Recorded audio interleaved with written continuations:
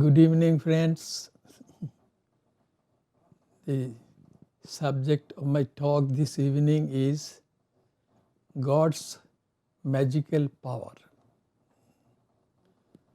And before giving the talk, let me chant something from our scriptures. Om Sarve Bhavantu Sukhinah, Sarve Santu Niramayah, Sarve Bhadrani Pashyantu, Ma Kashchid Dukkha Bhag Bhavet. Om Shanti Shanti Shanti. May all be happy. May all be free from diseases. May all see only goodness everywhere. May no one suffer misery. Let there be peace, peace and peace everywhere by God's grace. This is an ancient prayer of Hinduism. Yes, we need peace. Now let me think of the subject on which I have to speak. The subject is God's magical power. God, according to Hinduism, is beyond time, space and causation. And then God is called in Sanskrit Brahman. Brahman means larger than the largest, greater than the greatest.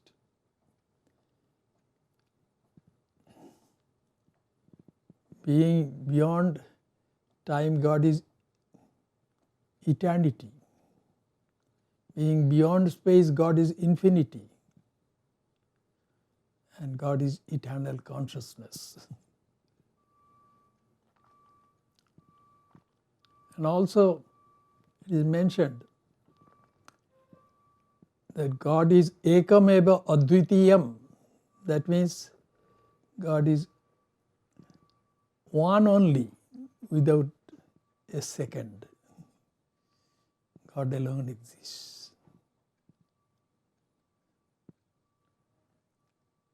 And God being beyond space, time and causation is a non-doer, akarta,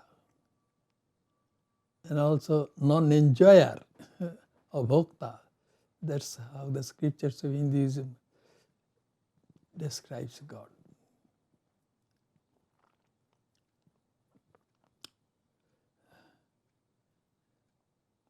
This being the case, we may ask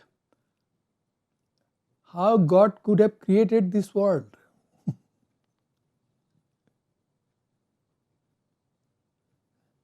The answer is, God created this world by His power of magic, or which in Sanskrit is called Maya. This word Maya in different forms is present in different languages of the world.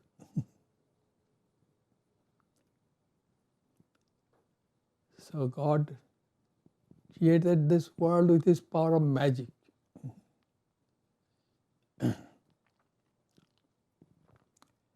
God was one only. Ekam eva advitiyam. One only. But the Brihadaranyaka Upanishad of Hinduism says, Indra Maya bhi pururupa yate. That means God, with the help of magical power, became many.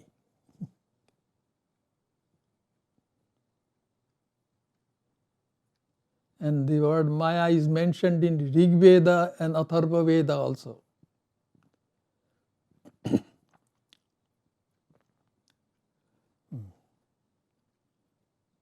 So in Rig Veda, the 129th verse of the Rig Veda is called Nasadiya Sukta.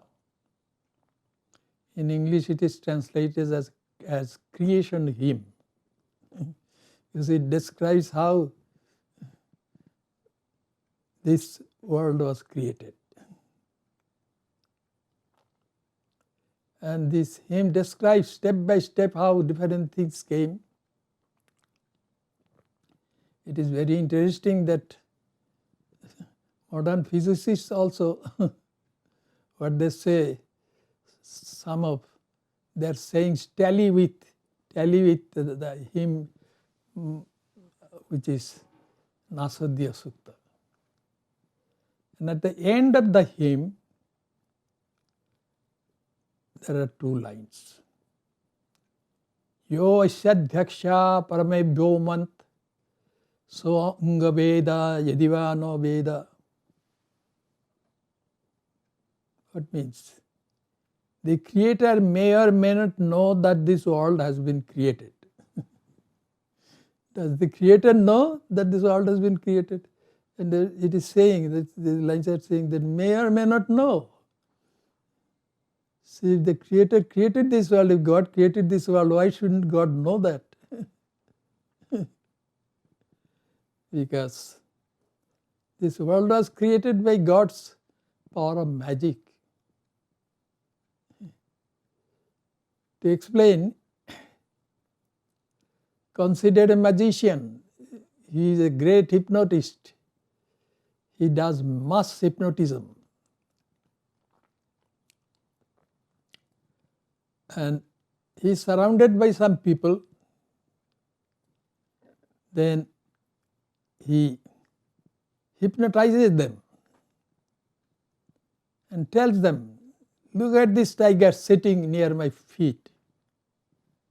And all those people who are hypnotized with the hypnotist will see that tiger.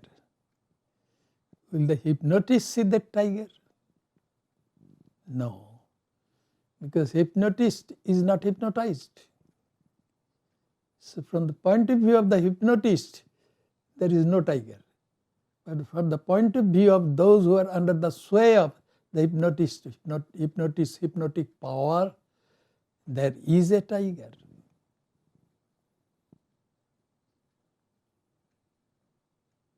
So that's why it is said God has created this world by God's magical power.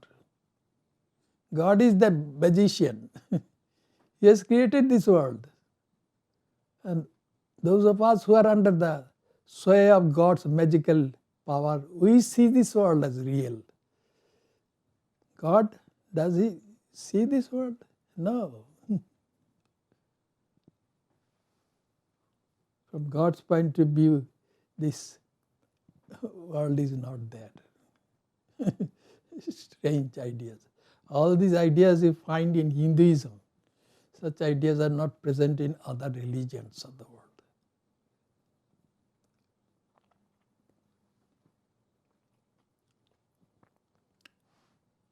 Mayantu prakriting vidyat mainantu maheshwaram.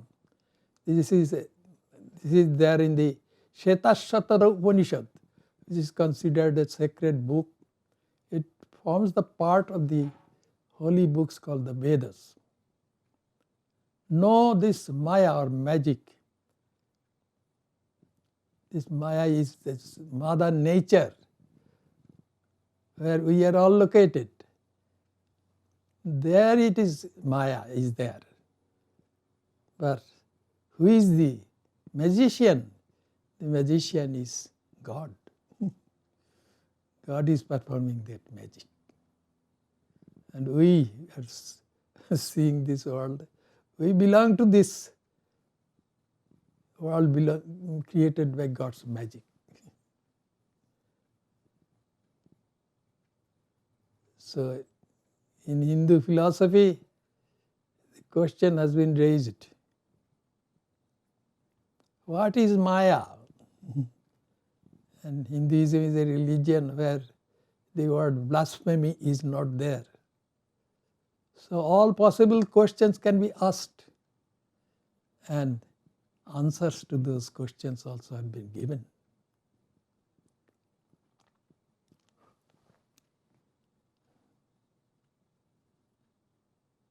So, what is Maya? And the books say, Maya is sadasad anirivachaniyam. Maya is inexplicable. You cannot say that Maya exists, nor can you say that Maya does not exist.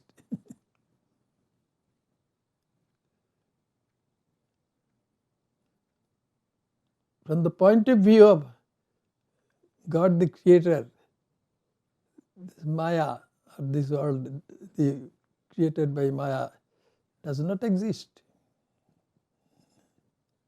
And I have explained that at the beginning. The hypnotist who creates a tiger, others will see that tiger, but the hypnotist will not see that tiger. And Maya is inexplicable. You cannot say that Maya exists, nor can you say that Maya doesn't exist. From the point of view of divinity, Maya does not exist. From the point of view of us, Maya exists, because we are the products of Maya.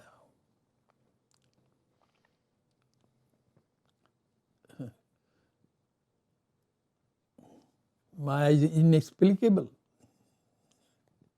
We cannot say it exists, nor can you say that it does not exist. I shall explain this a little later. So there is a story. According to the story, a person named John was seated on a chair on the front porch of his open front porch of his house, and his house is just on the street.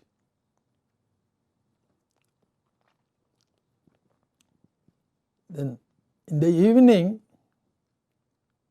John was seated there and sometimes looking at the street. Then he saw something strange. Two robbers came and attacked a man to get his money. But then the man resisted, and one of the robbers with a knife hit that person's heart, and the person died. And then suddenly a policeman appeared there. And seeing the policeman, one of those two escaped from there. But the person who had the knife in his hand was caught red-handed. And the police arrested that person.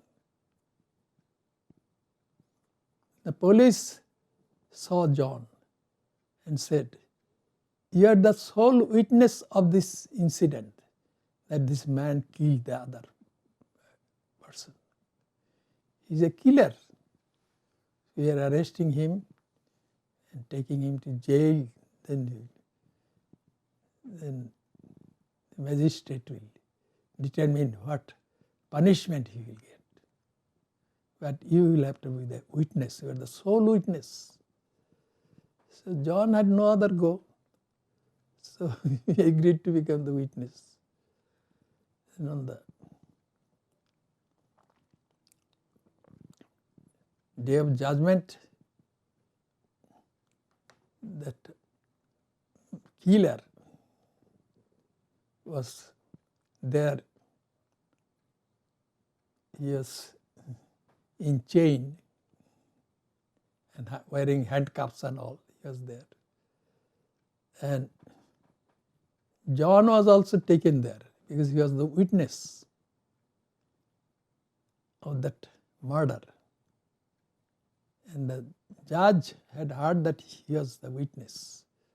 He had seen that murder being committed. So the judge asked John, "Did this man kill that other person?" And here I have to say something. That is, the day the murder took place, at that day at midnight, John got a phone call from a person. It was that person who had escaped, who was the accomplice of that murderer. And he said, "The police is taking you as a witness But if you go and say that my friend really killed that gentleman, then it will be very bad for you. If you say that you saw, then that day we shall kill you.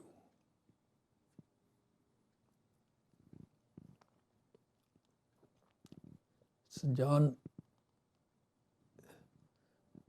got the threat, and when he was in front of the judge asked him whether John had seen that criminal killing that innocent person. The judge asked, did he kill that person? And then the judge said, then John, that it will be very dangerous for him to admit that he had seen that man killing that helpless person on the street, because then he will be killed by the accomplice of that murderer. So he was in a fix. And he said to the judge, Your Honor, I can't say either yes or no.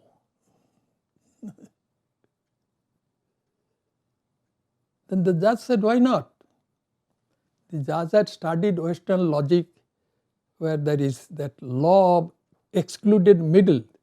There cannot be something between no and yes.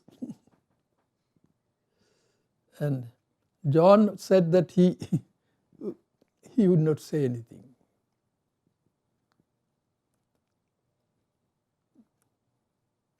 Then the judge said, you must have to say.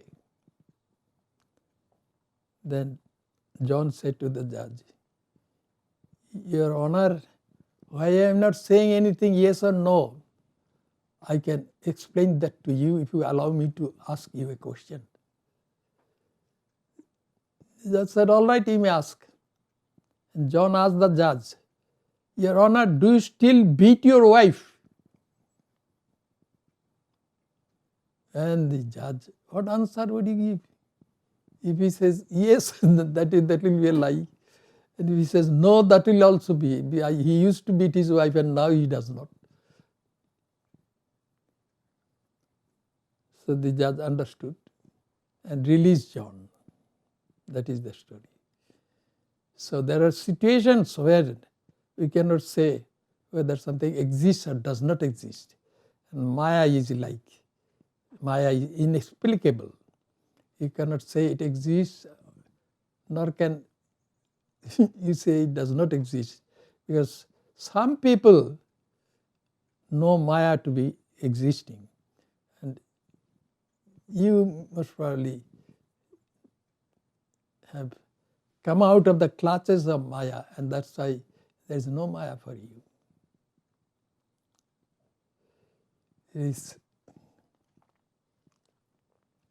The Hindu scriptures say that there are two kinds of Maya, magic. One is the Maya of knowledge, the other one is Maya of ignorance. Maya of knowledge and Maya of ignorance.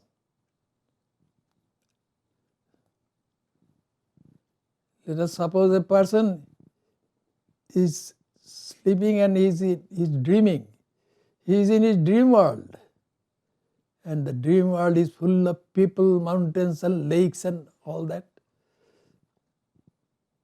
And then someone in the dream world comes to him and says, you know one thing, this world is not real.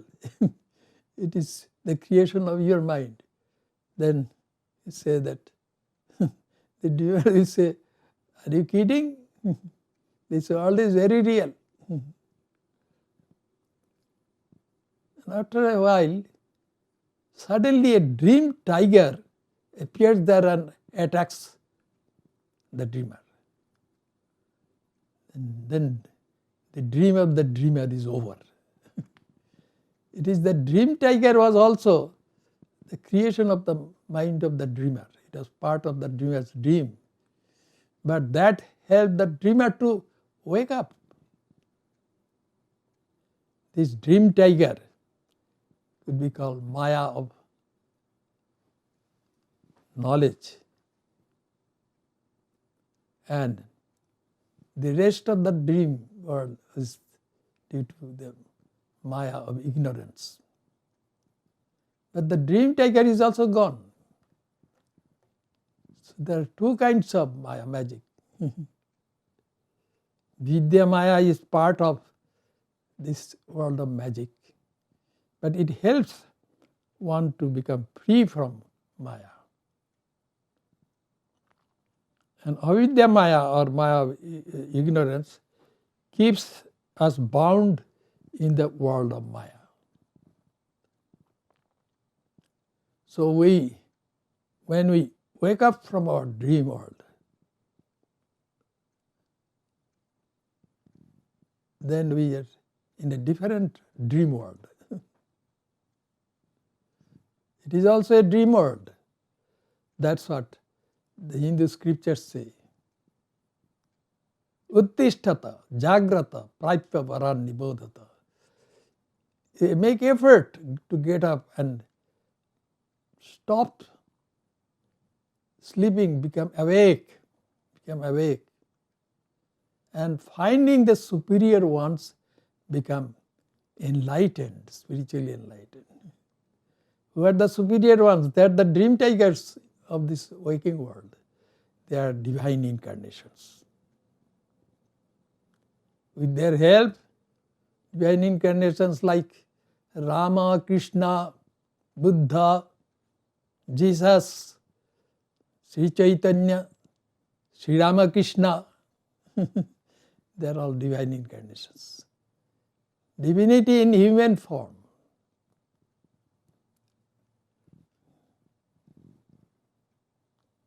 And these divine incarnations are the superior ones. They are the dream tigers. We have to take their help, then we will become free from this dream of this world which we experience in the so-called waking state. And when we become enlightened, then we don't belong to any world. What has happened to us? Our ego is gone. It is the ego which makes us feel different from others. No. The ego is gone and only divinity remains. As I often say, the owner and the object owned cannot be the same. If I own a car, as the owner, I have to be different from my car. I own my body. As the owner, I must be different from my body. In the same way, I must be different from my sense organs and motor organs, because I own them. What about my mind? I own my mind also, so as the owner of my mind, I must be different from my mind. But somehow something has happened. The idea of my individual existence is a thought of my conscious mind. There I am one with the mind. That is not what I am really. I am beyond that ego. And when I am beyond that ego, what do I become? My I-ness is gone. Only divinity remains. That ekam eva advityam divinity. That is one alone. That divinity which exists one alone, without a second. We are like so many waves in the ocean of divinity. As long as we are identifying with our minds, as long as we have egos, we are like all those waves. Each wave has its ego. But if the ego disappears, then the waves will disappear. And what will remain is ocean of infinity.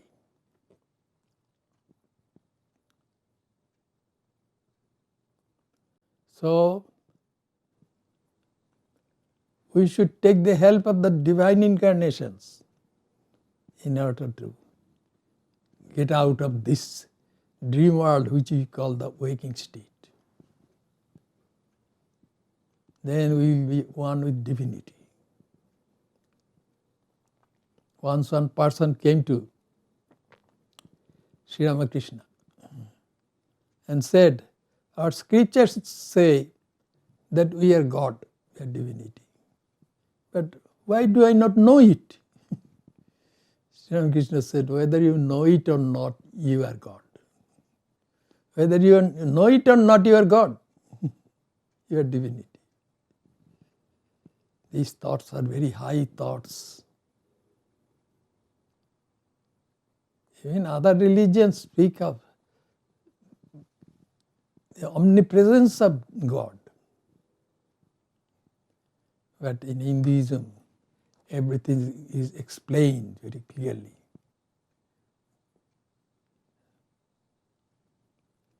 And we are all divinity. This is taught by Hinduism. And there are some sentences in our scriptures which are called great sentences or Mahavakyas, such as they all say that we are divine. Tattamasi, you are divinity, you are God. Aham Brahmasmi, I am divinity. I am Atma Brahma, what I call my soul, that is also divinity. Sarvam Khallidam Brahma, everything is divinity. These are called great sentences. Jesus gives the highest teaching when he says, be ye perfect as the Father in heaven is perfect. That means your perfection will be your divinity. Be ye perfect as the Father in heaven is perfect.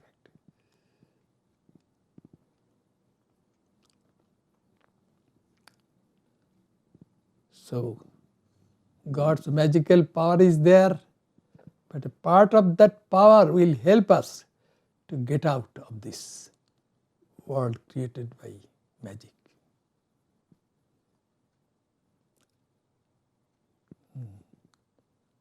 So